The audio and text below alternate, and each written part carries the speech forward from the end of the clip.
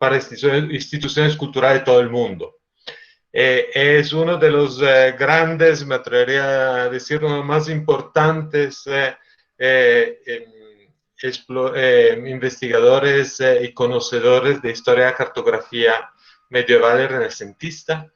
Ha trabajado, pues ha escrito muchísimos artículos en revistas como Imago Mundi, Terra Incognite, World Image, Viator. Ha escrito un impresionante número de libros sobre historia de cartografía, unos de los cuales son verdaderos bestsellers, en particular monstruos marinos de los mapas medievales renacentistas. Ha sido publicado en una cantidad de lenguas, inclusive alemán, ruso, chino y tailandés. Ha publicado un libro muy importante en el 2019 por Springer que se llama Enricus Martellus World Map at Yale,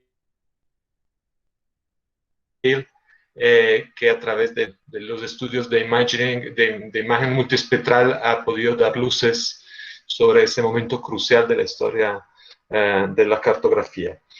Y ahorita está a punto de escribir otro libro sobre cartelas cartográficas. Pero más allá de todo eso, Chet Van Duzer yo creo que es un referente para todos los que se ocupan de historia de cartografía, y además es un investigador en el sentido pleno de la palabra, que hace su trabajo de manera autónoma, independiente. De hecho, cada vez que lo presento bajo una institución distinta, porque una de características de su camino investigativo ha sido no atarse a una sola institución, sino pasar de ser visiting professor de una universidad a la otra. Ha recorrido todas las más prestigiosas universidades e instituciones que se ocupan del campo de la historia de cartografía. Y junto con esa libertad y autonomía desde la estructura institucionales, como complemento, una impresionante generosidad en compartir su trabajo, sus conocimientos, sus archivos, su documentación con cualquier persona que muestre interés, seamos colegas, sean estudiantes. Entonces, de verdad, ha dado un impulso muy importante a ese campo. Por eso es un gusto, un honor, un privilegio tenerlo aquí por segunda vez en el curso de Historia Medieval, que ese año tiene como hilo conductor la espacialidad y la cartografía, para hablarnos de la zona tórrida. También quiero decir que esa conferencia ha sido propiciada no solo por la Universidad Nacional, sino por GeoPAM, por la red de investigadores y estudiosos de las geopolíticas americanas de los siglos XVI y XVII. Con Chet Van Duzer pues hemos contribuido como a fundar y a fortalecer esa red, una red joven y muy activa y vibrante. Esa misma conferencia ya se dio pues con la sede, con la EFIT de Medellín, y digamos, y entonces también quiero destacar ese esfuerzo colectivo de la red de GeoPAM, de la cual hacemos parte. Ya no más preámbulos, solo una aclaración técnica para los estudiantes del curso. Para las otras personas que vienen, es una conferencia abierta, entonces es solo para el estudiante del curso. La conferencia va a durar 2 horas. En la segunda parte de la conferencia vamos a abrir a preguntas. Le voy a pedir a cada uno de ustedes de pensarse una buena pregunta y meterla en la chat o abrir el micrófono para retroalimentar un poquito lo que Chet va a contarnos. Después vamos a tomar una pausa y después nos volvemos a encontrar en el salón virtual de Classroom para finalizar la clase con los ejercicios de evaluación previstos. Entonces, sin más preámbulos, Chet, bienvenidísimo, te dejo la palabra. Pues muchas gracias, Paulo, por la introducción tan generosa, y voy a intentar compartir pantalla. A ver.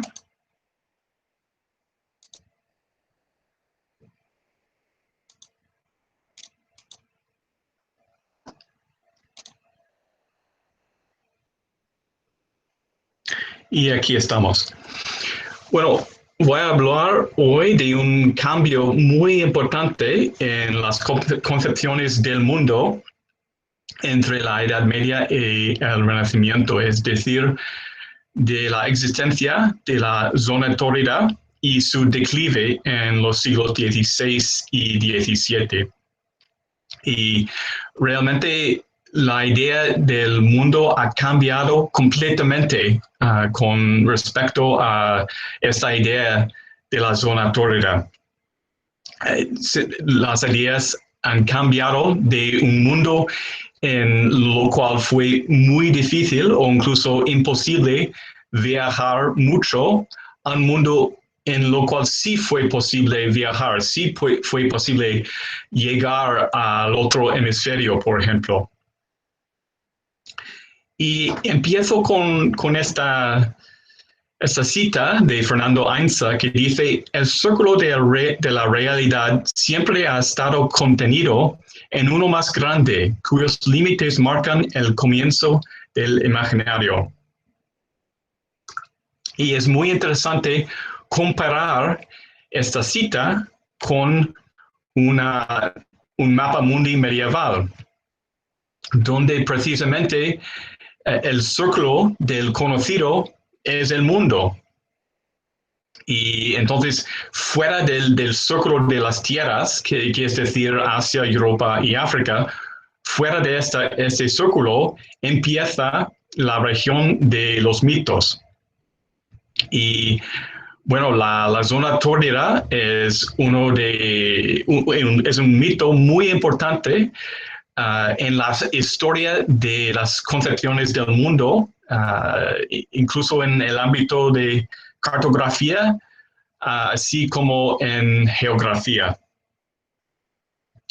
Y voy a dar una muy breve historia de la idea de la zona tórrida, empezando con esta cita de Plinio el Viejo, que dice: la parte en medio de la tierra por la cual anda el carro del sol está encendida y abrasada con las llamas, y con el vapor continuo se quema. Cerca de esta, solamente dos, que están entre la tórrida y las heladas, se templan, y estas mismas no son entre sí comunicables, ni se puede pasar de una a otra por el incendio del sol. Y es muy importante señalar que habla de las llamas. Es que había la idea de que en la zona ecuatorial del mundo había llamas. Entonces, no, por supuesto, realmente la zona ecuatorial del mundo hay calor, pero se trata de una gran exageración de esta realidad, la idea de que ahí había llamas. Y bueno, la idea de la zona tórrida fue elaborada por Macrobio, el filósofo y geógrafo, en su comentario al sueño de Escipión a principios del siglo V.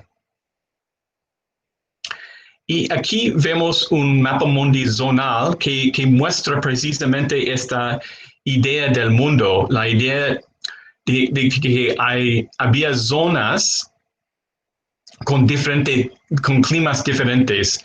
Y en el Ecuador, una zona tórrida. Es lo que vemos en este mapa.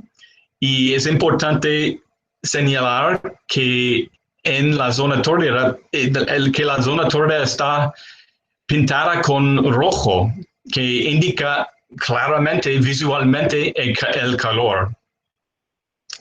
y tratamos de una idea de la estructura del mundo basada en simetría, que indica que en los polos hay frío, en el Ecuador hay calor, y entre estas partes hay tierra templada, es decir, hay zonas en las cuales la gente puede vivir. Y esta idea zonal del mundo indica que no se puede vivir en las zonas frígidas y no se puede vivir en la zona tórrida ni pasar a través de la zona tórrida. Y esta idea de la estructura del mundo fue muy común y se ve muy claramente en muchos mapas zonales medievales. Aquí vemos otro ejemplo. Y seguramente este mapa les suena por la cartel de la conferencia. Es un mapa mundi que sale en un manuscrito de Macrobio del siglo X. Y vemos que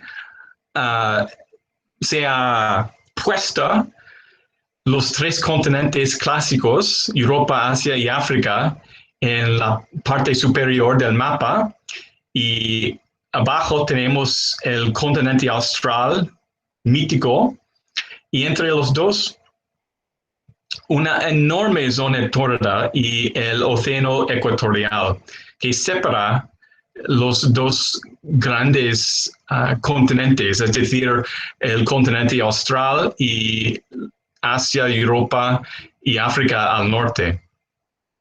Y de nuevo, el color rojo es una alusión al calor de la zona tórrida. Es muy interesante que esta idea de las zonas del mundo sale incluso en la literatura y precisamente en las Geórgicas de Virgilio. Escribe Virgilio: 5 son las zonas que el Olimpo abarcan.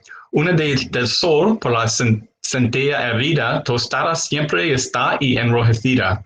2 apuestas al uno y otro lado son asilo en los límites del cielo, de eterna bruma y de cerúleo hielo. Entre estas, intermedias y templadas, 2 fueran por los dioses designadas para servir al hombre de hospedaje.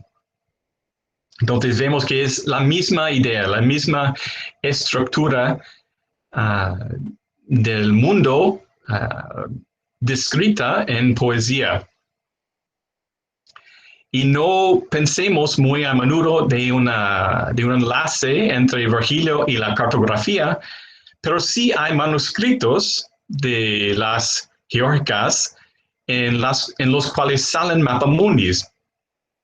Y vemos aquí un ejemplo, es un comentario sobre las Geórgicas del siglo XV, y el manuscrito se encuentra en Nápoles.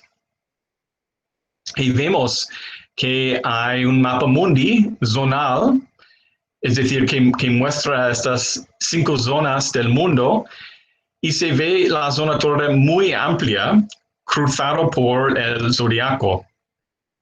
Y es otro caso en el cual el color rojo es una alusión visual al calor de la zona tórrida.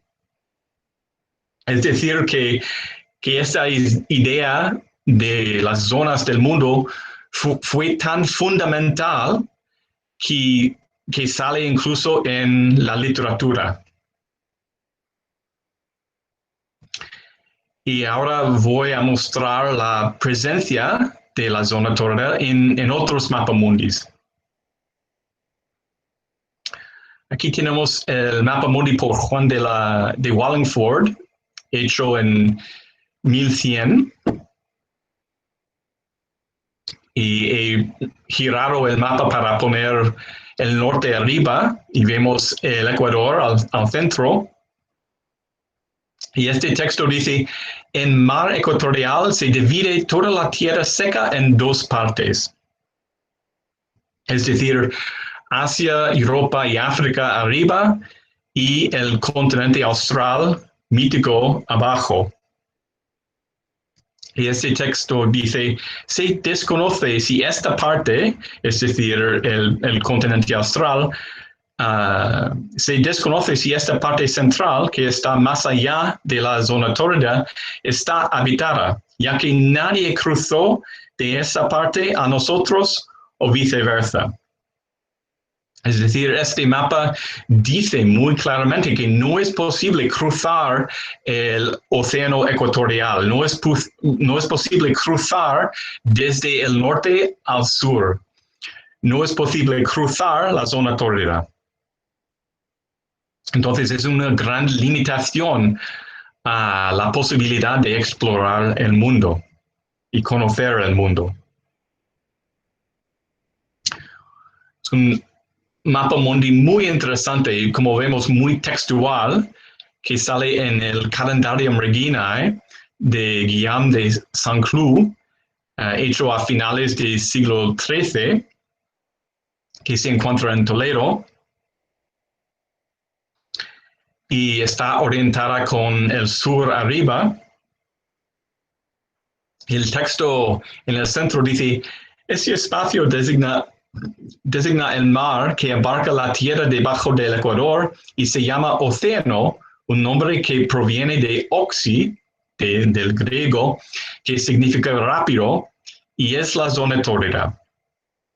Entonces, este mapa incluye muy claramente la zona tórrida. Y dice, este espacio indiviso designa la cuarta parte del mundo, es decir, aparte de Europa, África y Asia, hay otro continente en el sur, la cuarta parte del mundo, que está más allá del Ecuador y es inhabitable porque está cubierta de agua u obstruida de otra manera, o en cualquier caso, la habitación nos es desconocida porque es imposible cruzar a esa tierra. Entonces, de nuevo, vemos que la zona tórrida es un gran problema para explorar y conocer el mundo. La idea fue que fue totalmente imposible cruzar el Ecuador para conocer esta cuarta parte del mundo, es decir, el continente austral. Es muy importante destacar que no toda la gente, no todos los investigadores han aceptado esta idea de la zona tórrida. Y bueno, un investigador, un geógrafo y cartógrafo muy importante que no ha aceptado la idea de la zona tórrida fue Claudio Ptolomeo, que ha trabajado en Alejandría en el segundo siglo de nuestra edad. Aquí vemos un mapa mundi según Ptolomeo, hecho en el siglo XV, para orientarnos, porque no vemos un mapa de Ptolomeo cada día. Aquí tenemos Europa, África,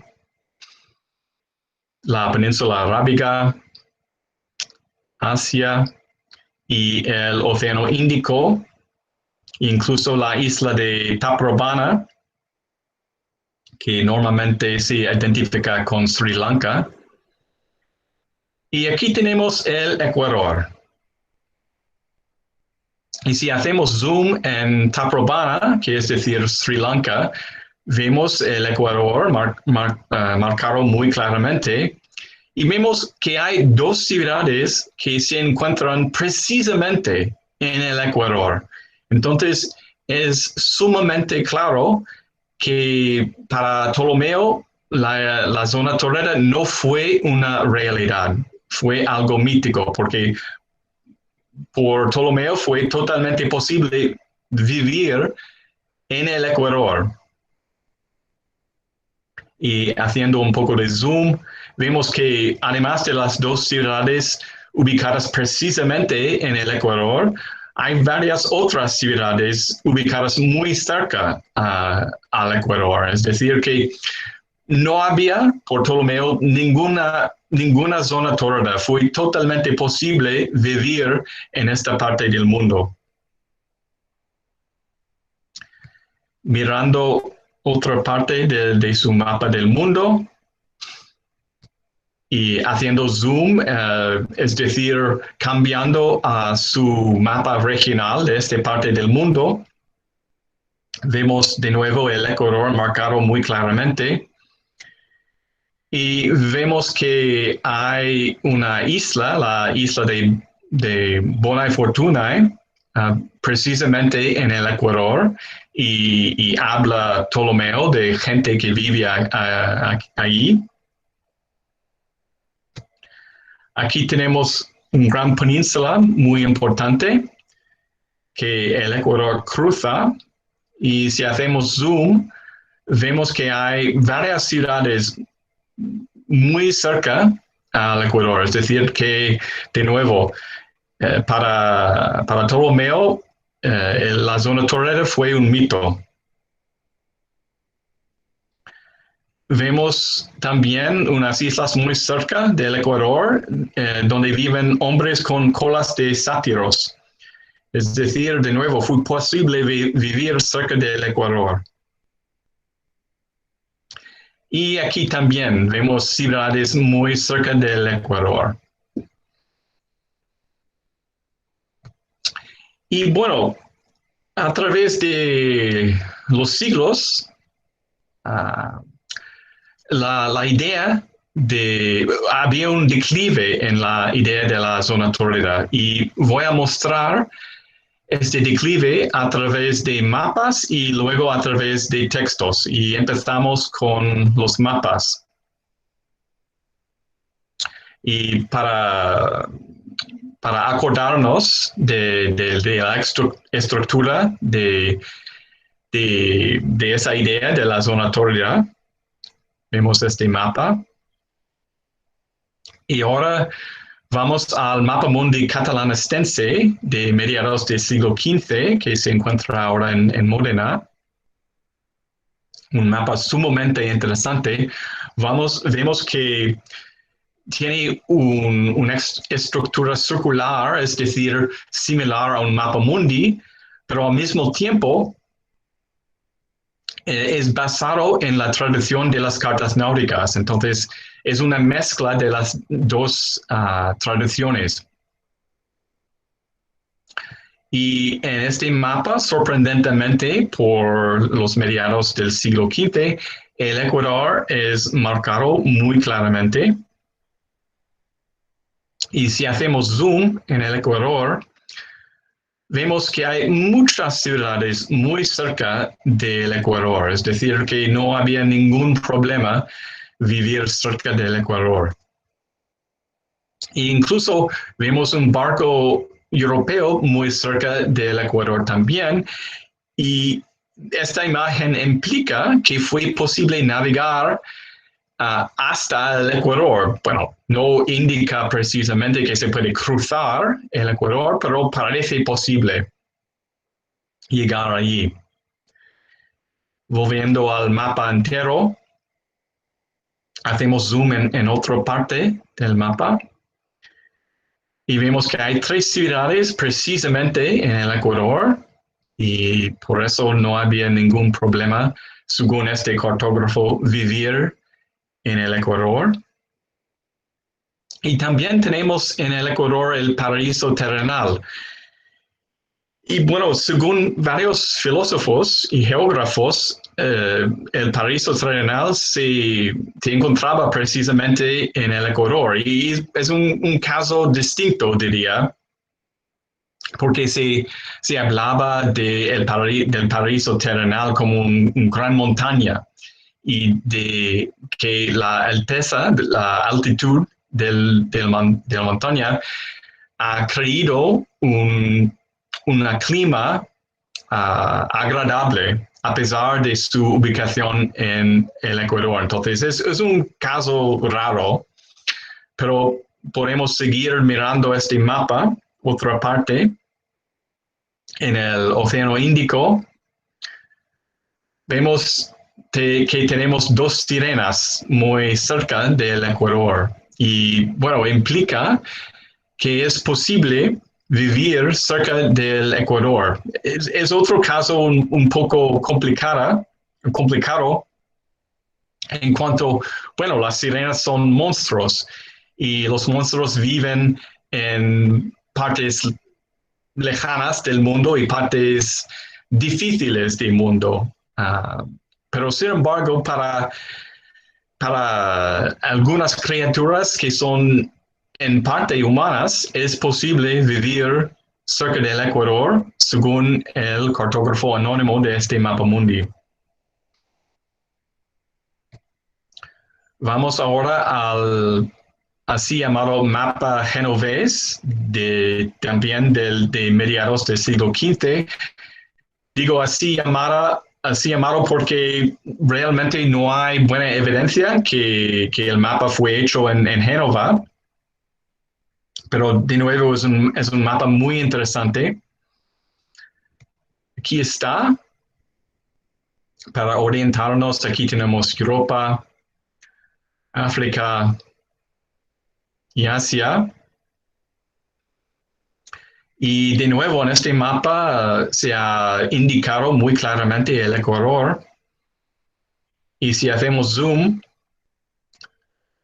aquí tenemos el Ecuador, vemos que hay personas muy cerca al Ecuador y en el centro es difícil ver las personas encima del elefante, pero ahí están. Así que para el cartógrafo anónimo de este mapa es muy posible vivir cerca del Ecuador. También hay ciudades muy cerca del Ecuador. E incluso hay animales más o menos precisamente en el Ecuador. Así que para este cartógrafo, de nuevo, la zona torera fue un mito. Y si hacemos zoom en el Océano Índico,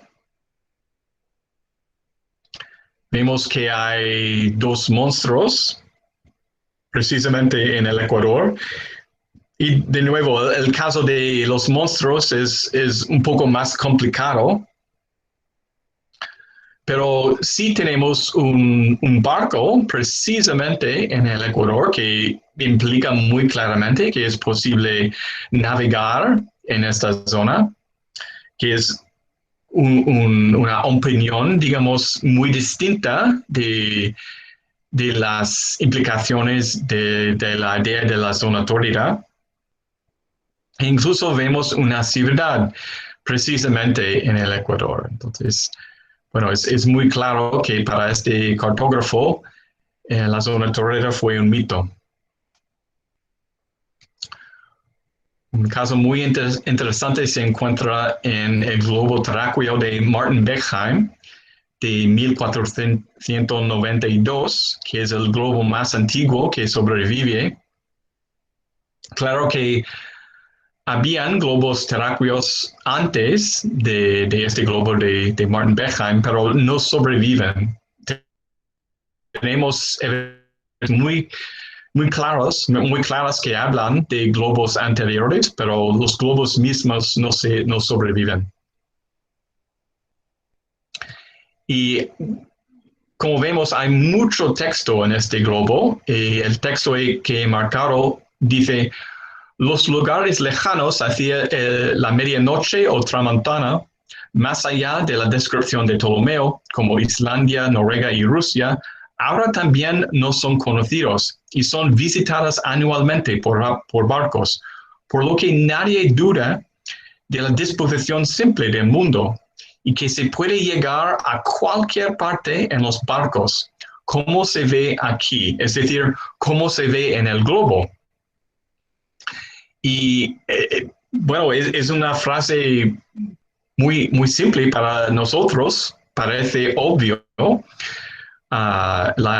esta aserción, pero en respecto con la idea de la zona tórrida, fue un gran cambio. Es como un anuncio muy importante que no habla de la zona tórrida concretamente, pero es como decir de la manera más clara del mundo que bueno, la idea de la zona tórrida no es vera y sí que se puede navegar en cualquier parte del mundo.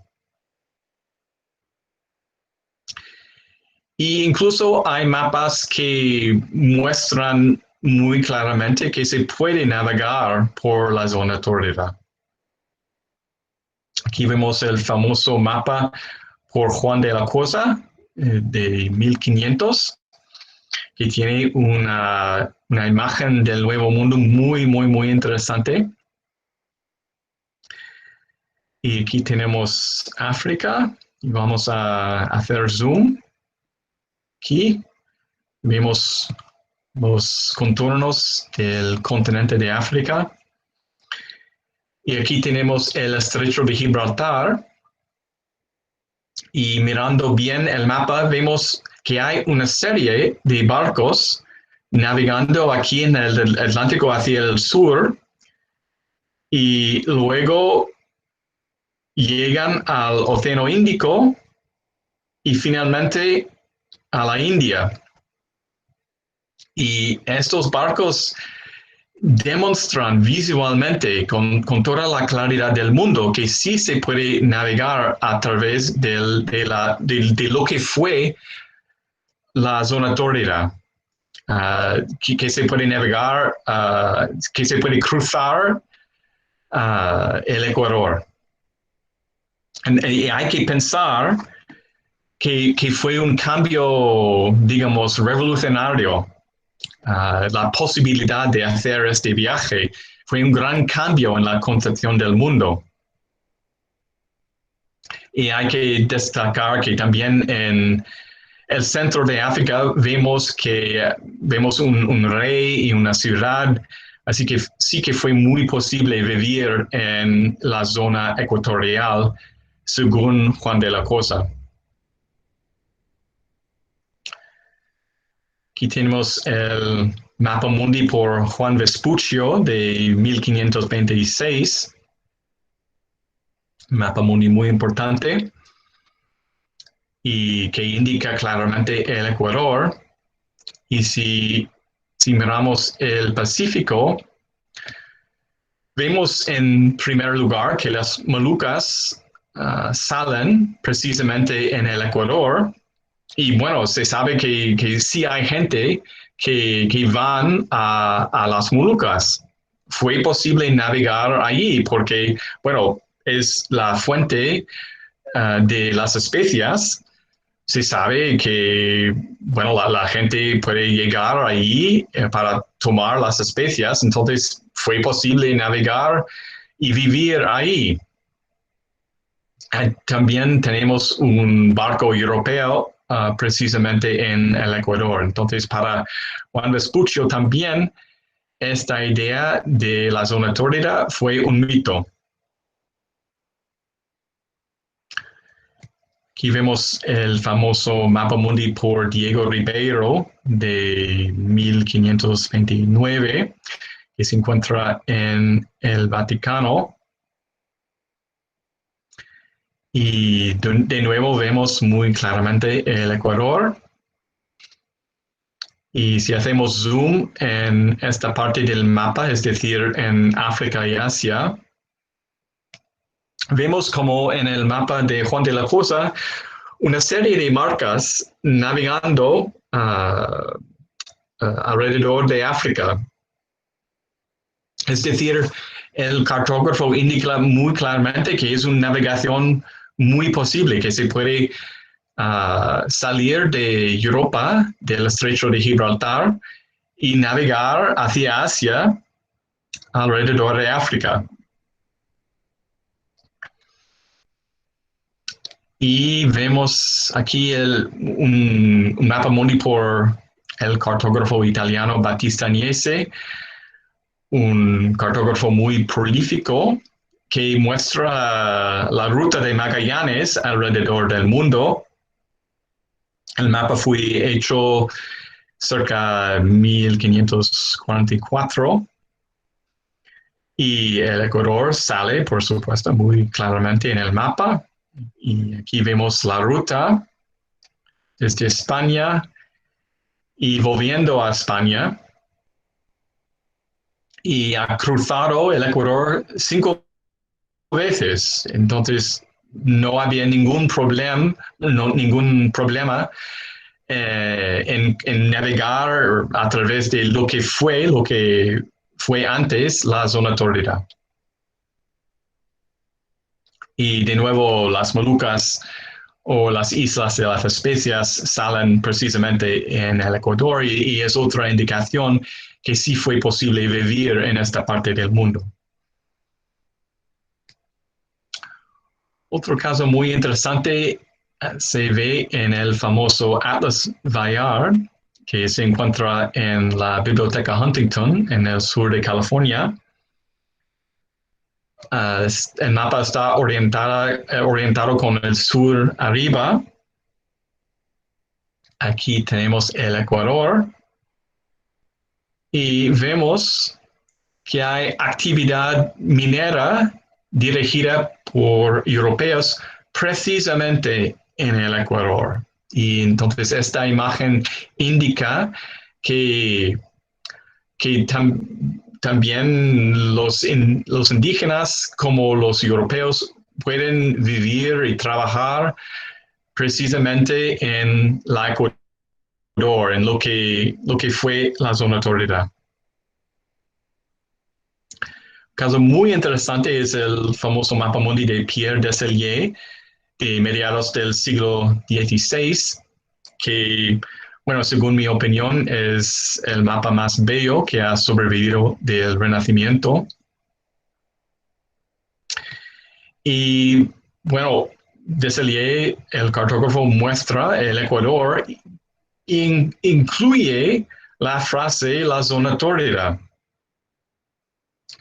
Aunque, como vamos a ver, ha puesto dos ciudades precisamente en el Ecuador. Entonces, para Desailly, el nombre, la zona tórrida, fue algo tradicional y me imagino que ha incluido esta frase en su mapa por esta razón, porque fue algo de la tradición.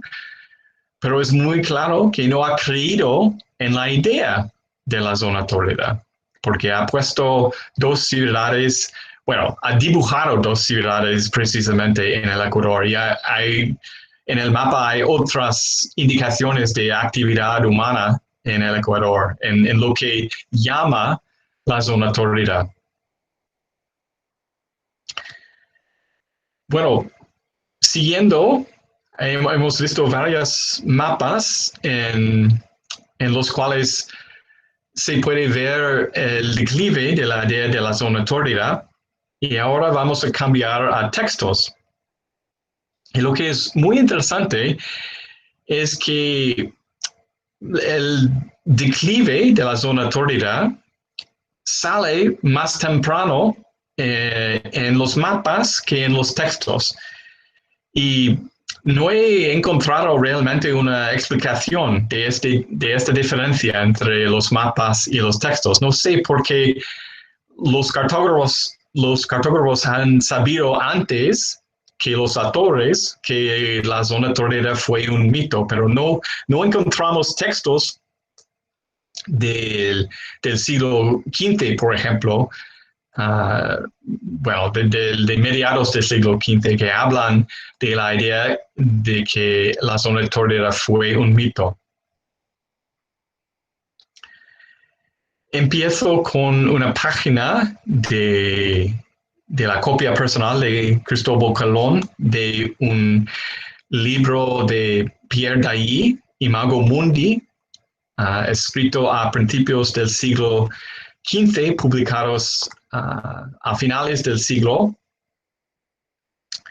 Y bueno, es un ejemplar muy interesante precisamente porque tiene las notas de Colón mismo Y aquí dice Colón, la zona tórrida no es inhabitable, ya que los portugueses navegan a través de la misma, por el contrario, está muy habitada. Entonces, y bueno, es muy natural pensar que Colón no creía en la idea de la zona tórrida porque estaba pensando en las posibilidades de navegación. Aquí tenemos la portada de un libro pequeño, la introducción a la cosmografía, escrito por Martin Waldseemüller. La intención de este libro fue acompañar a su famoso mapa de 1507 y tiene un texto muy interesante relacionado con la zona tórrida. Dice, del mismo modo, cuando decimos que cualquier zona está deshabitada o inhabitable, entendemos que es habitable con dificultad. Porque hay muchas personas que ahora habitan en la zona tórrida seca, como los habitantes de los Quersoneses dorados, los tarprobaneses, los etíopes y una gran parte de la tierra que siempre había sido desconocida, pero que recientemente fue descubierta por Amerigo Vespuccio. Y bueno, es un claro intento de salvar la hipótesis de la zona tórrida. Dice que cuando decimos que cualquier zona está deshabitada o inhabitable, entendemos que es habitable con dificultad. Bueno, realmente la idea de la zona tórrida dice que es inhabitable, pero Waldseemüller ha visto que sí fue habitada, entonces es un intento de salvar un poco la hipótesis de la zona tórrida. Aquí tenemos la portada de la historia natural y moral de las Indias de finales del siglo XVI por José de Acosta. Y dice, como había leído que lo que los filósofos y poetas encarecen de la tórrida zona, estaba persuadido que cuando llegase a la equinoccial no había de poder sufrir el calor terrible. Fue tan al revés que al mismo tiempo que la pasé, sentí tal frío que algunas veces me salía al sol por abrigarme. Aquí me confieso que me reí y hice donaire de los meteoros de Aristóteles y de su filosofía. Es un pasaje importante que dice que, bueno, la diferencia entre la idea de la zona tórrida y la realidad es tan fuerte que hay que reírse.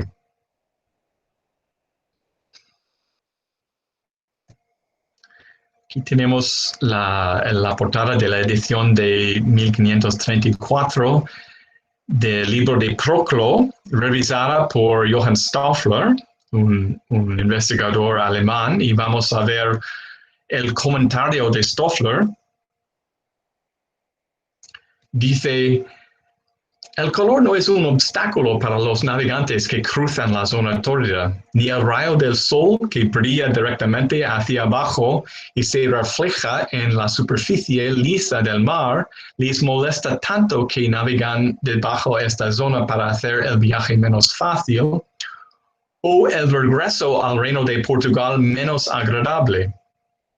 Sorprendentemente, los marineros no han sido asados en el cuádruple viaje ni superados al cruzar la zona tórrida.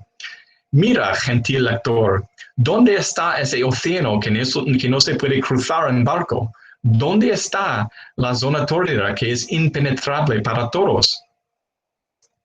Y de nuevo que vemos que el autor es más o menos al punto de reírse sobre esta idea de la zona tórrida, que es que hay un golfo tan grande entre la idea de la zona tórrida y la realidad.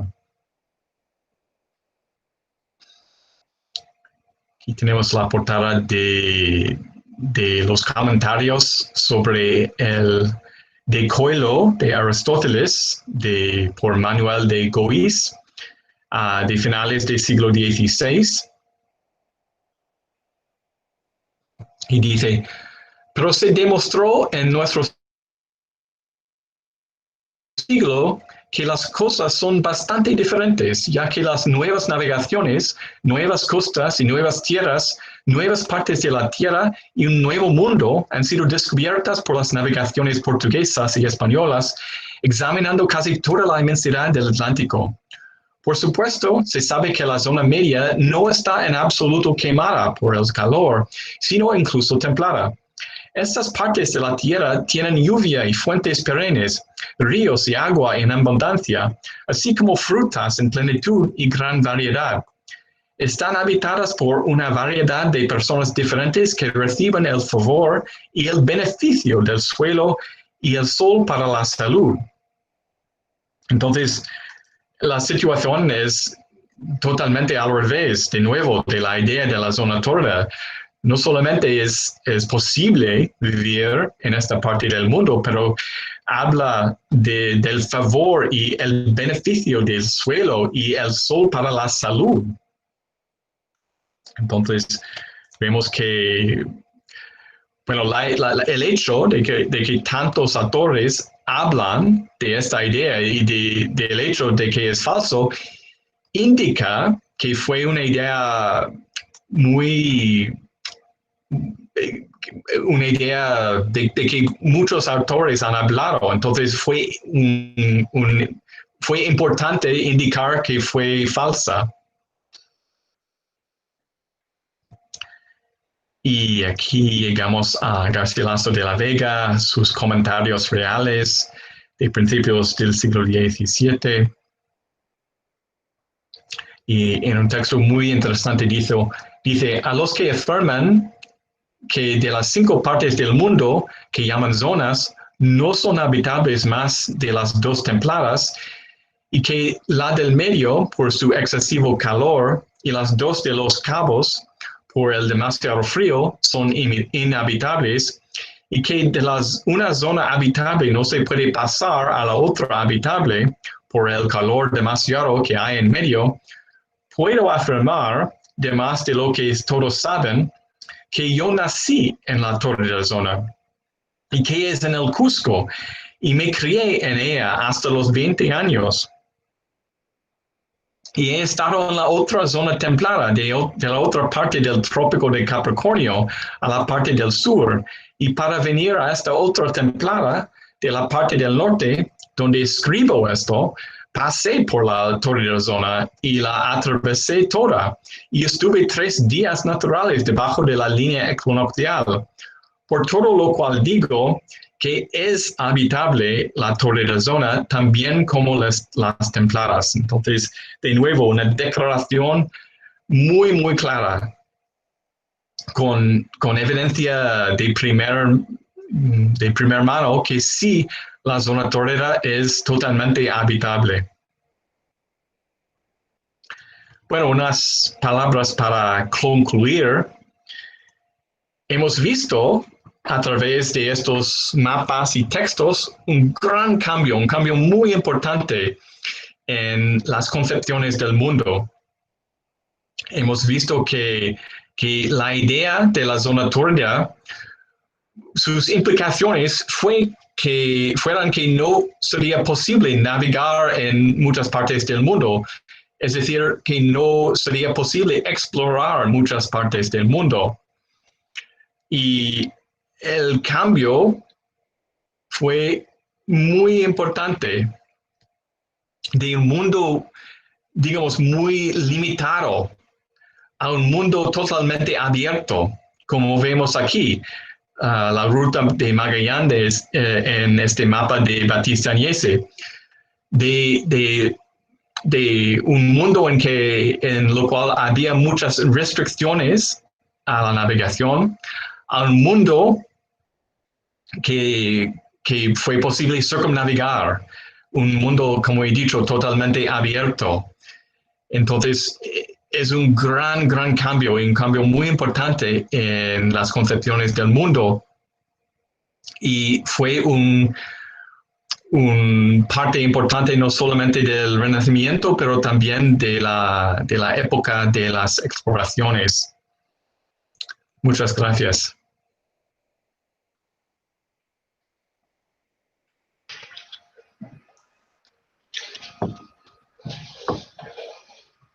Muchísimas gracias, Chet. La verdad hace muchas falta los aplausos que nos podemos imaginar estruendosos en este momento.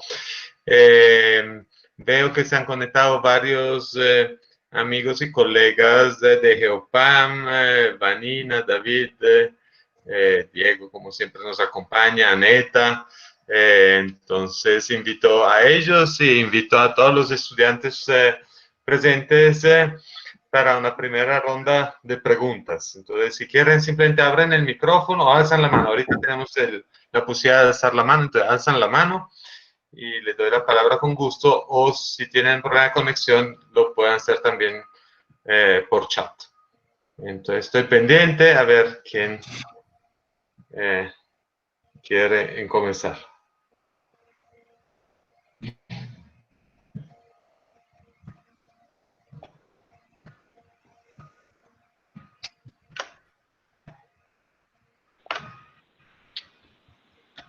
Adelante, Luis. Hola, buenas noches. Bueno, buenas noches desde Europa. Buenas tardes ahí. Gracias, Chet, por esta charla tan interesante. Es la primera vez que te oigo hablar en español. También me ha sorprendido mucho tu español. Y quería aprovechar para preguntarte, has dicho que hay muchos libros, muchos textos, o sea, bueno, más bien, que hay pocos textos que niegan la existencia de la zona tórrida y son más bien tardíos. ¿Eso significa que hay muchos textos que en el siglo XVI siguen afirmando que existe la zona tórrida?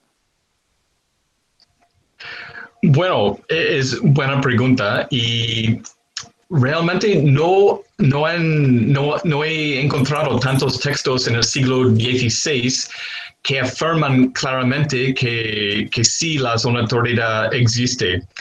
Hay varios mapas que tienen la frase la zona tórrida en el Ecuador, pero no he encontrado muchos textos que defienden la existencia de la zona tórrida en el siglo XVI.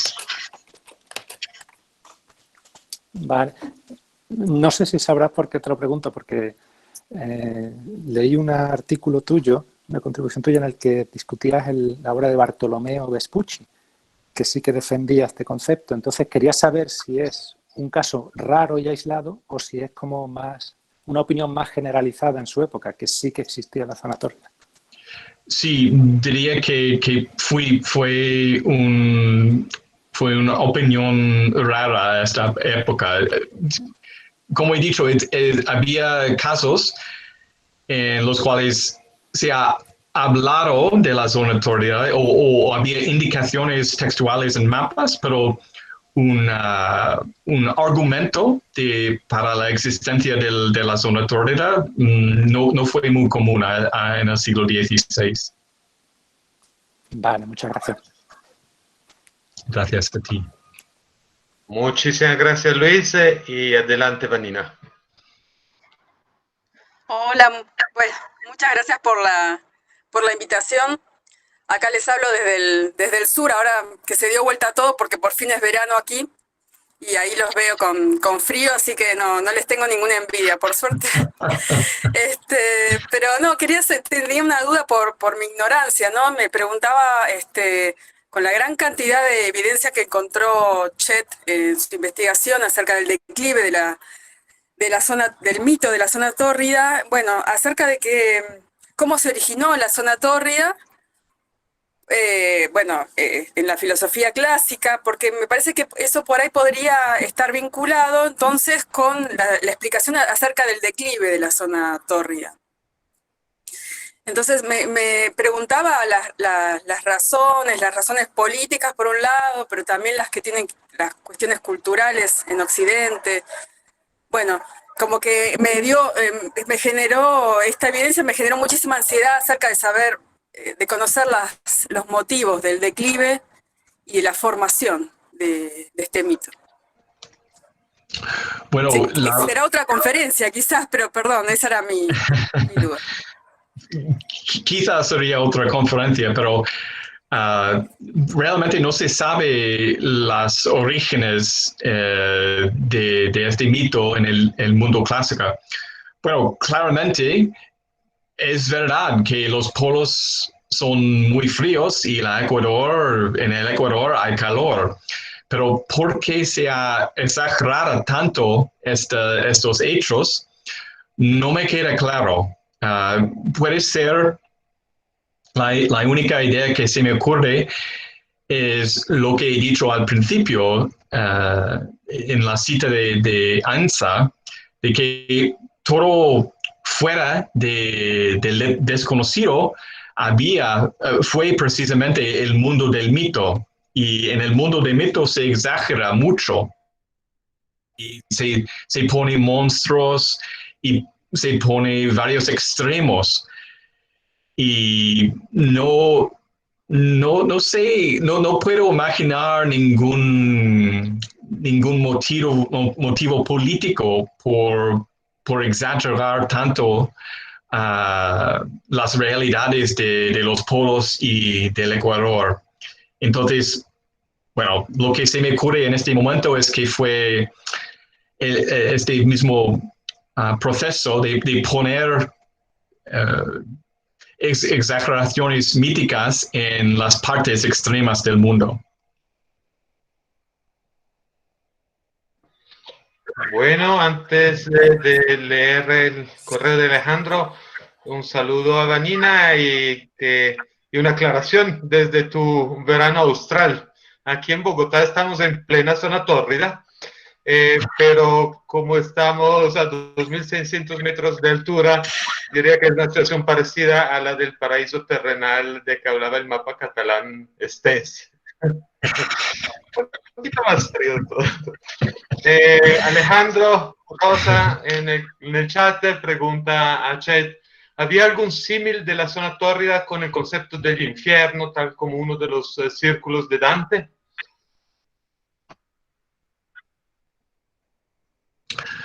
Bueno, no veo ninguna conexión. No se me ocurre ninguna conexión.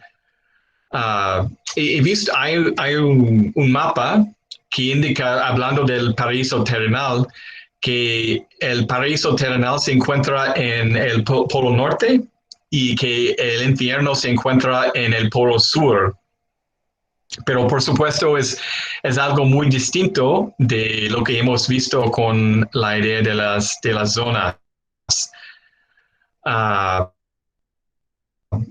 Pero la respuesta corta es que no he encontrado ninguna conexión entre las ideas de las zonas y con las círculos de Dante. Muchas gracias. Y Miguel Aguirre pregunta, ¿cómo llegó esa idea a América? Bueno, una pregunta muy interesante y una pregunta que es de interés a las investigaciones de GeoPAM, realmente, de la americanización de los saberes. Bueno,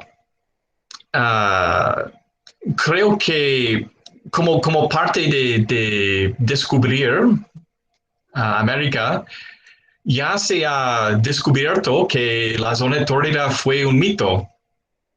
Así que, aunque libros que hablan de la zona tórrida seguramente han llegado al Nuevo Mundo, la experiencia de la gente que han llegado fue diferente. Ya han visto que la idea fue un mito. Así que creo que la idea de la zona tórrida no han tenido mucha vida en el Nuevo Mundo, pero es una pregunta muy buena y una perspectiva interesante. Sigue Andrés Felipe. Adelante, puedes abrir tu micrófono. Buenas, ¿qué tal? Che, estaba pensando cómo la relación pues, entre como el determinismo geográfico como del siglo XIX con esta idea de las zonas tórridas y estaba pensando como si esta idea de clasificar era como también como una forma política de legitimar y deslegitimar como ciertos grupos humanos. Entonces, pues quería ver si hay alguna relación o qué. Gracias. Sí, sí, gracias. Estoy de acuerdo que bueno, es otra manera de indicar que lo europeo está a lo normal y todo es fuera de Europa o a una distancia de Europa es raro, distinto, monstruoso, peligroso. Y entonces sí fue un un pensamiento realmente colonial para desvaluar las tierras y las personas que viven fuera de Europa o a una distancia de Europa, diría yo. David Ramírez, David, un saludo y adelante con tu pregunta.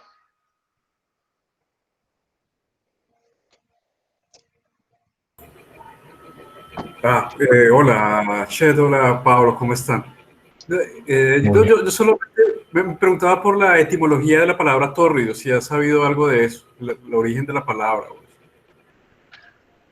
Bueno, es otra buena pregunta y tendría que mirar. No sé ahora mismo lo que sea la origen de la palabra, lo siento. Estoy pensando, pero no sé.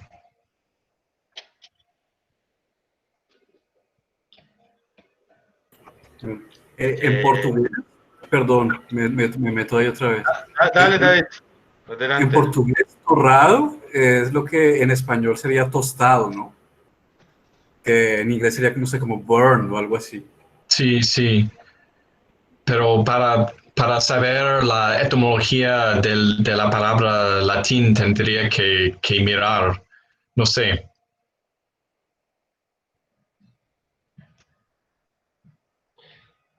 Jorge Luis sugiere muy caluroso en español.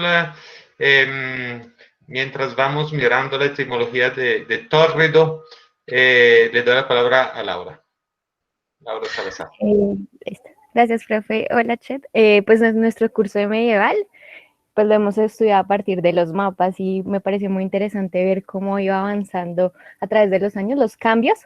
Y pues llegué a una conclusión y quiero saber si es posible, y es que este mito se rompió quizás al expandir el mapa, o sea, incluir América que hacia abajo, o sea, se desmitificó desde que se incluyó América y hacia África o hacia Asia, como que sí habían algunos cartógrafos que lo incluían, pero quizás se seguía con la idea, no sé si esto puede ser así. Bueno, la pregunta es si la idea ha continuado después de la inclusión del Nuevo Mundo y Asia. Sí, fue más fácil romper este mito a partir de la inclusión de América que cuando no estaba, pues, descubierta, entre comillas. Sí, creo que fue la posibilidad de navegar alrededor de África para llegar a Asia, que fue el hecho lo más importante en el declive, en la idea de la zona tórrida. Seguramente, por ejemplo, se dice que Vespuccio ha navegado mucho al sur y en sus cartas, si me acuerdo bien, habla de la importancia de la posibilidad de navegar tanto al sur, es decir, al sur, mucho al sur del Ecuador, que implica que no hay ninguna zona tórrida. Y por eso el descubierto de América sí fue parte del discurso sobre, es decir, parte del declive de la zona tórrida, pero creo que más importante fue la posibilidad de navegar alrededor de África para llegar a Asia. Vale, gracias. Sergio, ¿quiere hacer tu pregunta directamente? ¿Tienes micrófono?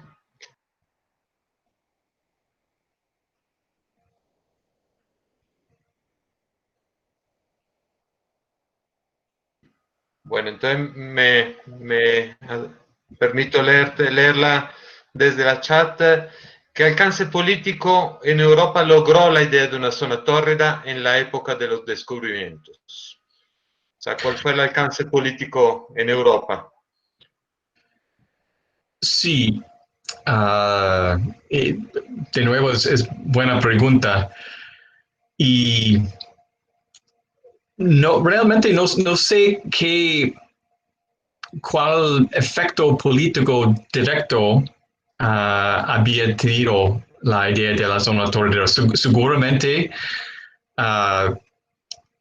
la gente habrían pensado que, bueno, si hay personas viviendo en tales condiciones extremas, deben de ser personas muy distintas y por eso muy más adecuados para colonización, digamos, pero no he visto un texto que habla tanto de esa conexión entre la zona tórrida y las posibilidades de colonizar. Siempre había otros motivos por los cuales se podía pensar que unas personas fueran distintos, diferentes, otros, y por eso más adecuados para la colonización, pero no me acuerdo bien de haber leído de la zona tórrida como parte de este discurso, como parte directa. Y Miguel Aguirre pregunta un poquito la otra cara de la medalla, es decir, la idea que esa teoría de zona tórrida fuese equivocada, ¿qué impacto generó? ¿Alguna referencia sobre el impacto que generó, digamos, la crisis de la teoría? Sí, bueno, otra buena pregunta. Y realmente no, la pregunta supongo es sobre términos políticos. Y creo que el hecho de que no había una zona tórrida no ha cambiado mucho las ideas sobre las personas que viven, por ejemplo, en África o en América del Sur. ¿Por qué? Porque siempre se puede inventar razones para pensar en personas lejanas como distintos o otros o bueno, por eso adecuados para la colonización. Y por eso creo que este cambio, aunque fue muy importante en los ámbitos de la cartografía y la geografía, no han tenido un efecto muy grande en términos políticos, porque como he dicho, siempre se puede inventar razones por pensar en cualquier persona como peor en varios aspectos. Gracias, Chet. Julieta, ¿puedes hacer la pregunta directamente? Sí, profe. Adelante. Hola, buenas tardes, Cher. Primero que todo quería pues agradecerte porque fue muy completa pues, la conferencia y nos dio muchos puntos de vista importantes para nuestra investigación. Y pues me gustaría saber si el término tórrido en algún punto se le pudo relacionar al paraíso terrenal o evolucionó a eso. Creo que no hay ninguna conexión de etimología, es decir, entre las palabras mismas terrenal y tórrida. Fue como la idea de poner el paraíso terrenal en el Ecuador. Bueno, fue más una pregunta del Ecuador que ponerlo en la zona tórrida. Y tendría que buscar, pero fue pregunta de ponerlo en medio del mundo, en un sentido, más que en la zona tórrida. Así que creo que no hay ninguna conexión estrecha entre las palabras terrenal como paraíso terrenal y tórrida. Sí, sin embargo, más allá de la etimología, Julieta, creo que aquí hay una hipótesis interesante, como algo como un calentamiento climático del paraíso terrenal. Un paraíso terrenal que se imagina en la Edad Media como un lugar templado, como un lugar de un clima mite, y que se va calentando a lo largo de la modernidad. Ahorita nuestra idea de paraíso terrenal sí es más tórrido. Pero bueno, eso daría para otra investigación. Y le doy la palabra a Alejandro. Adelante.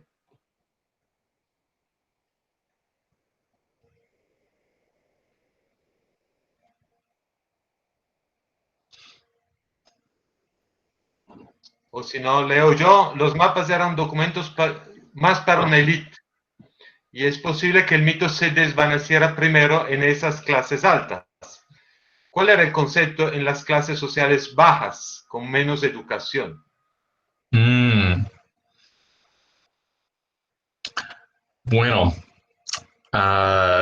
realmente no tenemos muchos documentos que hablan de las opiniones de la gente en los clases más bajos. Hay que decir que el hecho de que se puede imprimir los mapas implica una distribución mucho más amplia de los conocimientos cartográficos. Así que las nuevas concepciones del mundo sí han podido llegar a un público mucho más amplio por el hecho de que se puede imprimir los mapas. Estoy pensando si conozco alguna fuente que habla de las opiniones de un marinero en lugar de los capitanes, por ejemplo, y no encuentro tal caso, pero sí sería muy interesante. Me imagino que sería una punto de vista mucho más práctica y menos teórica. Sí, de pronto me permito insertarme antes de darle la palabra a Jorge Luis por una pregunta que está conectada con la de Alejandro, porque de alguna manera lo que planteas, Chet, parece devolvernos a la antigua disputa entre las autoridades de los antiguos y la experiencia de los modernos, es decir, Macrobio y toda esa tradición, Plinio, que defienden una zona tórrida construida desde la astronomía también, construida desde una mirada, digamos, cenital de la Tierra, ¿sí? Filosófico-astronómica. Y la experiencia de los navegadores, de los exploradores, de los marinos, que pues ya con mucha claridad desde la mitad del siglo XV pues sostienen que esa teoría no se vale. Pero en eso tú planteas algo que me parece tremendamente potente, que es, ojo, porque Ptolomeo, en cambio, no cree en la zona tórrida. Es decir, hay una tradición teórica, docta, muy importante, quizás Sí. la más importante, que plantea una cosa totalmente distinta. Entonces me preguntaba cómo era el debate, digamos, entre esas mismas élites a la cual hace referencia Alejandro, porque evidentemente desde lo empírico los marinos tienen muy claro, inclusive había una tradición que sobre todo entre los franceses, entre las tripulaciones francesas a mitad del siglo XVI, que era el paso de la línea. Cuando pasaban el Ecuador, armaban un pequeño carnaval a bordo porque se metían en el mundo al revés del hemisferio austral. ¿Sí? Entonces, digamos que entre los que estaban experimentados en la navegación, había pocas dudas. Pero en el debate culto, en cambio, el debate, ¿cómo se da? Sí, bueno, es verdad que el hecho de que Ptolomeo claramente no creía en la zona tórrida es muy importante. Pero creo, si me acuerdo bien, Waldseemüller sí ha mirado y estudiado este aspecto de Ptolomeo. Pero en otros casos, por ejemplo, en el mapa mundi catalanestense y el mapa genovés, me imagino que en cuanto muestran el Ecuador, creo que Ptolomeo fue una influencia importante. Es decir, una influencia importante en el hecho de que no han creído en la zona tórrida. Pero no nos queda sus palabras sobre este aspecto. No han escrito que, bueno, es muy claro de lo que indica Ptolomeo, que las personas, los seres humanos sí pueden vivir cerca del Ecuador. No nos queda los textos en los cuales los cartógrafos hablan de esta influencia. Por ejemplo, Fra Mauro, el famoso cartógrafo del siglo V, sí habla de la influencia de Ptolomeo en su cartografía, pero no habla de la zona tórrida. Y es una lástima no tener sus pensamientos escritos sobre este asunto. Y bueno, desafortunadamente es el caso muy a menudo que los cartógrafos no han dejado escritos como nos gustaría tener explicaciones de sus pensamientos, de sus fuentes. Estoy personalmente convencido de que Ptolomeo sí fue una influencia importante en el hecho de que los cartógrafos muestran que no creían en la zona tórrida antes de muchos escritores, pero no tenemos la evidencia escrita, desafortunadamente. Bien, Jorge Luis no tiene micrófono, pero plantea una pregunta, yo creo, muy interesante. ¿Sí tienes? Sí, ya. Adelante. Sí, buenas tardes, excelente conferencia. Era conectar un poco con la historia de América. Entonces pensaba un poco en un texto de Fernández de Oviedo sobre la conquista de las Indias, que era cómo llevar ese concepto de tórrido al concepto de tropical, ¿cierto? Que hablaba un poco Fernández de Oviedo, es que la zona tórrida en ciertos sectores, a los que él denomina como tropical, pues es más bondadosa para los cultivos, para habitar, para todo. Y lo digo un poco porque ese concepto de tropical y tórrido aparece mucho en la historia de América con algo que uno podría también tomar del texto de Plinio, ¿cierto? Plinio decía también que la gente de los polos pues es de piel más blanca, ¿cierto? Y la gente del centro pues es de piel un poco más oscura.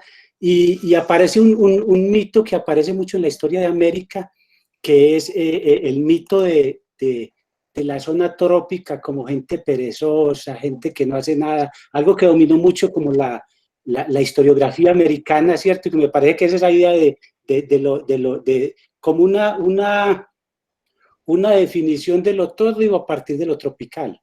Sí, sí, y claro que la idea de la determinación geográfica o climática sí ha continuado desde la antigüedad hasta, bueno, justo incluso hasta ahora.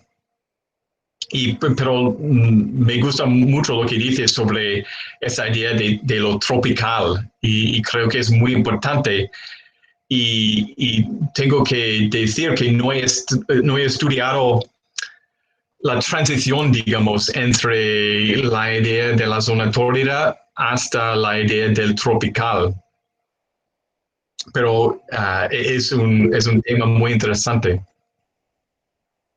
Ok. Gracias.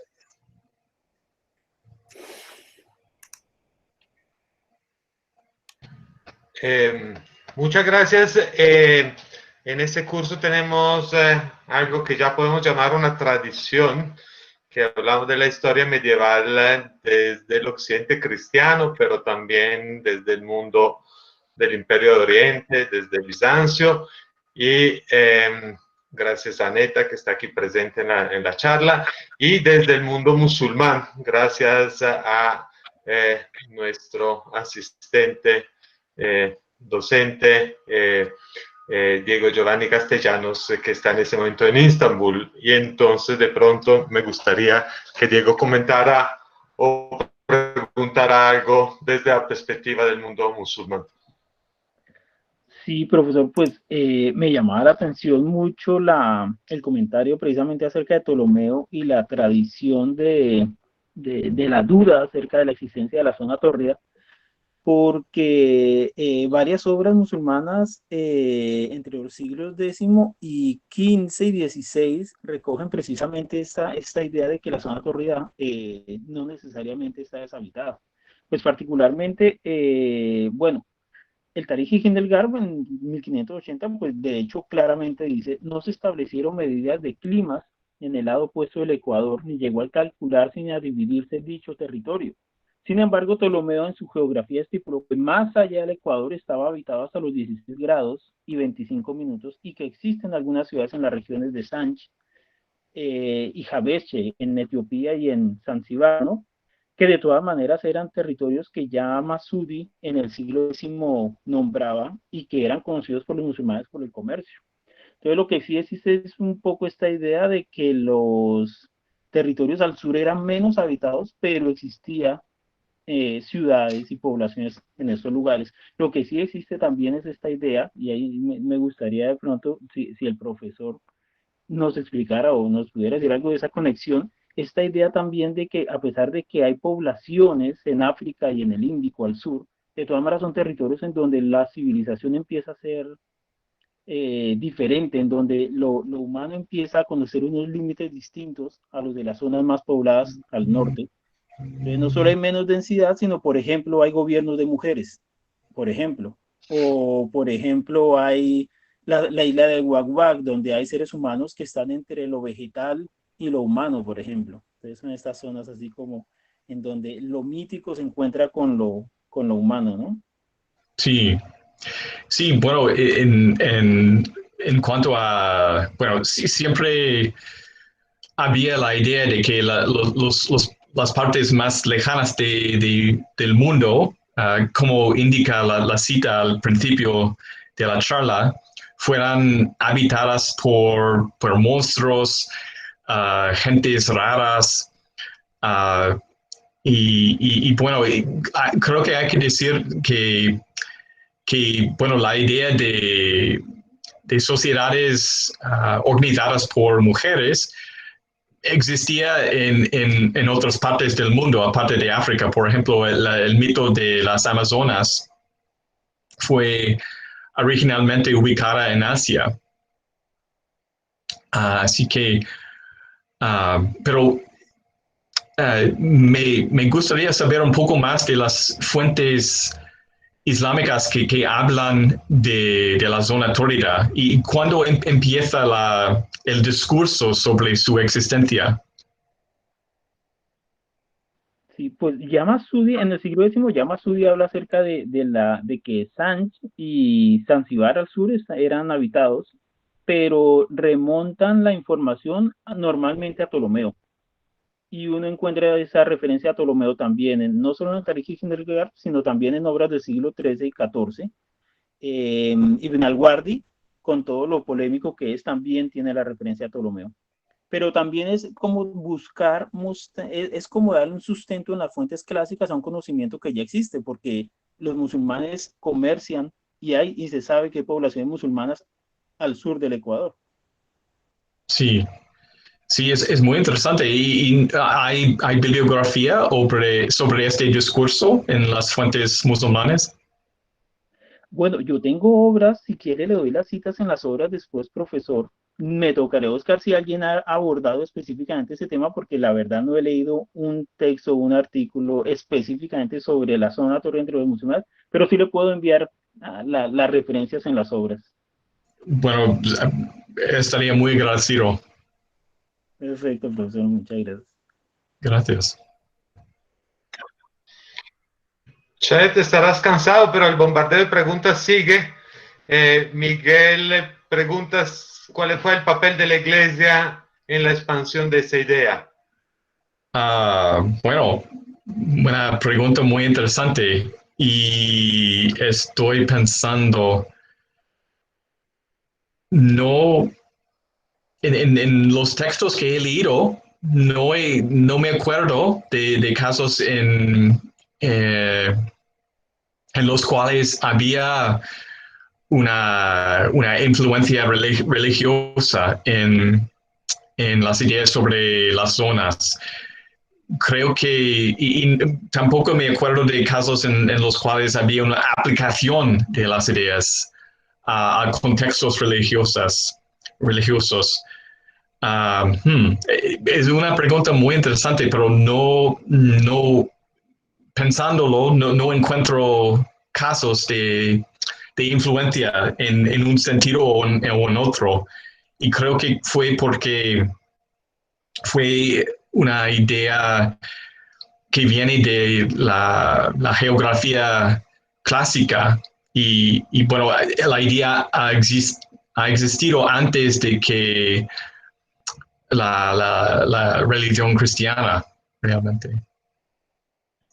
Sí, complementando lo que dice Chet, aunque la idea de la zona tórrida viene del mundo clásico, la Iglesia sí aprovecha un aspecto complementario, que es la idea de ese cuarto continente de la tierra de las antípodas.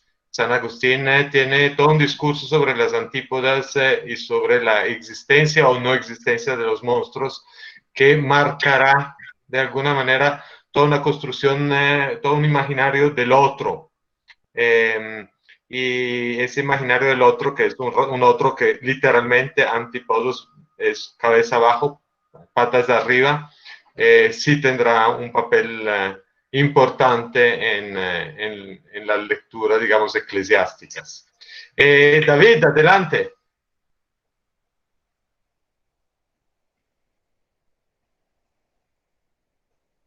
No, solo tenía la curiosidad si de pronto en Marco Polo no hay alguna referencia a este asunto. Pero me parece que sí, si no me acuerdo mal. Bueno, creo que si me acuerdo bien, no ha mencionado la zona tórrida en absoluto.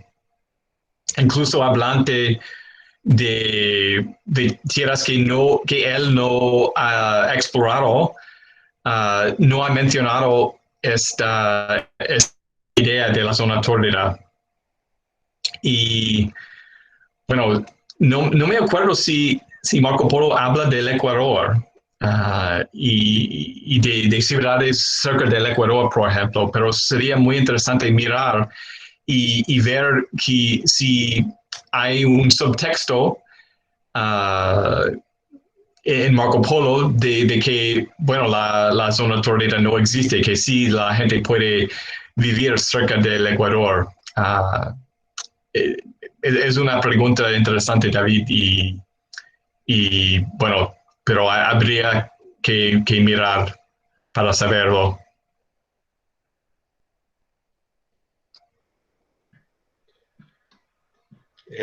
Sí, así.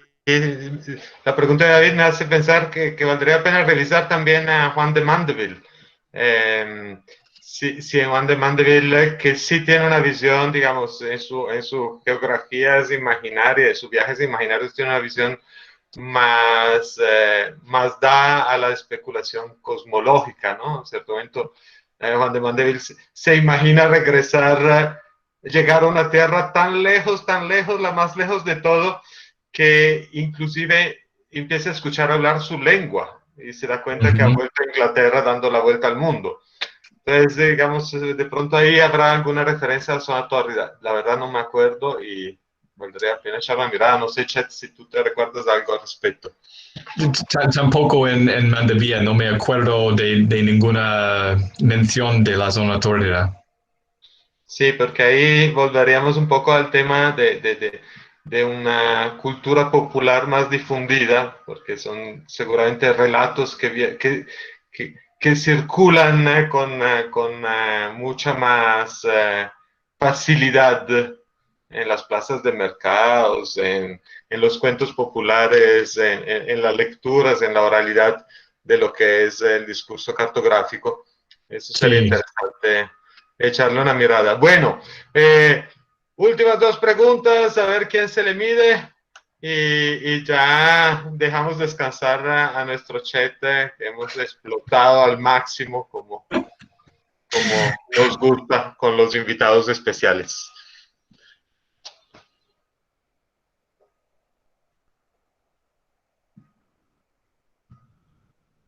¿Alguien más quiere comentar algo?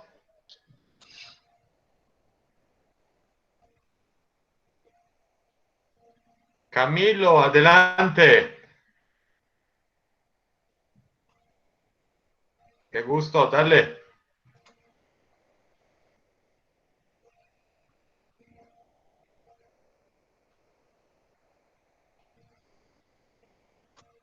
No te escuchamos, Camilo.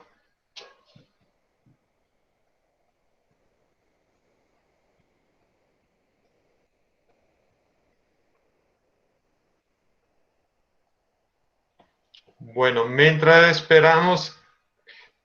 listo. Adelante.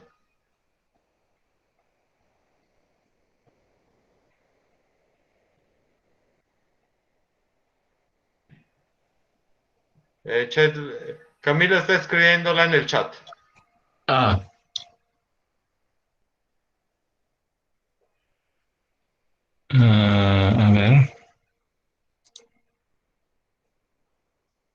No puedo. La pregunta es, ¿cuál es tu percepción de la noción de tropicalismo de los estudios postcoloniales? Bueno, tengo que confesar que no he estudiado estos textos, lo siento. Y es una pregunta muy buena, muy lógica, pero no he seguido las ideas sobre el clima y ambiente más adelante que la zona tórrida. Lo siento. Chet, no me aguanto la gana de hacerte una última pregunta, porque es parte de unos debates que hemos tenido en Geopam. De alguna manera, la zona tórrida por siglos es una gran barrera que dificulta la navegación y impide la comunicación con el hemisferio austral y sus habitantes. Entre finales del siglo XV y comienzo del siglo XVI hay toda una revolución en la imagen del mundo y de alguna manera se va desbaratando, se va desmoronando muy rápidamente esa teoría que había tenido pues, una tradición tan larga. Pero el obstáculo, la barrera se vuelve vertical, se vuelve la barrera de ese nuevo continente que de alguna manera impide la llegada a las Indias orientales, a la especería, a las Molucas.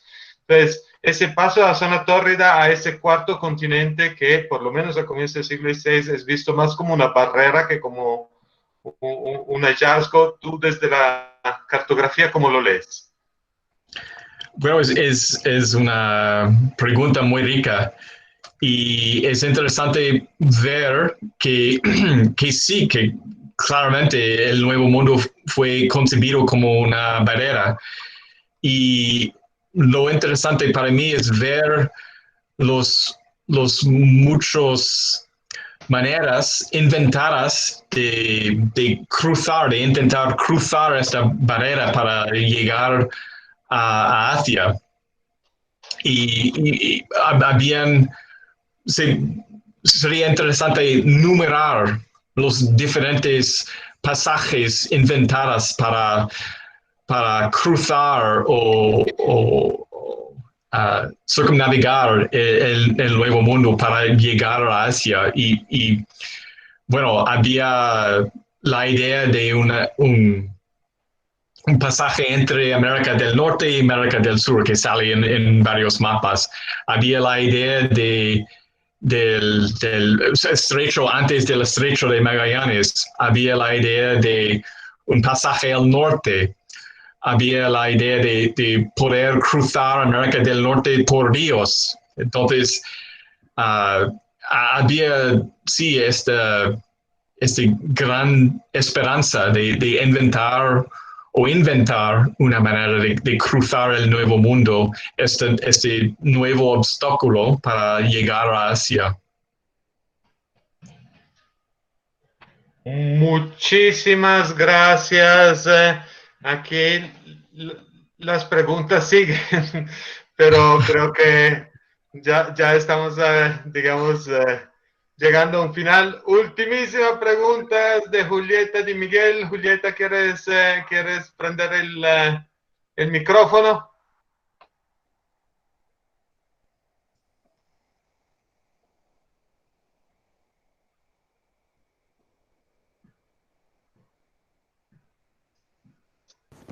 Perdón, profe, es que no tenía la mano. Adelante. Quería preguntar si el mito de la zona tórrida tuvo alguna relación en cómo se veía el comercio hacia esas zonas.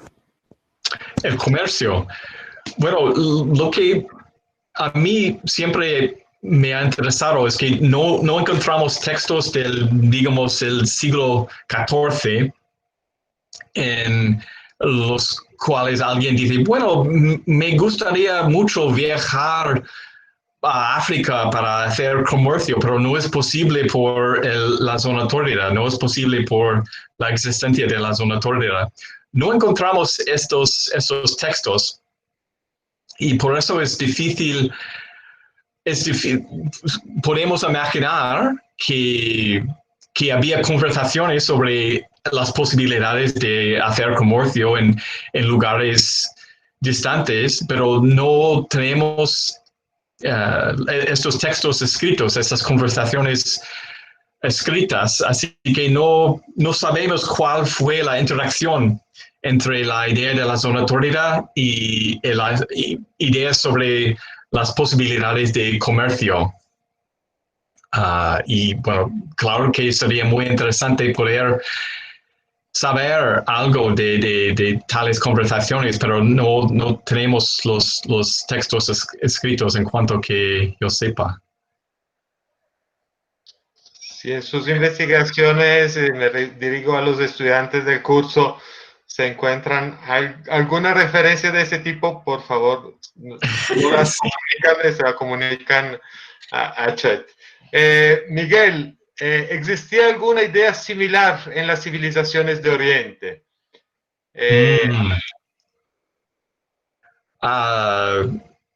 Otra buena pregunta y prometo la última. Y creo que la respuesta es no. He leído varios textos chinos sobre la geografía y nunca he encontrado tal idea.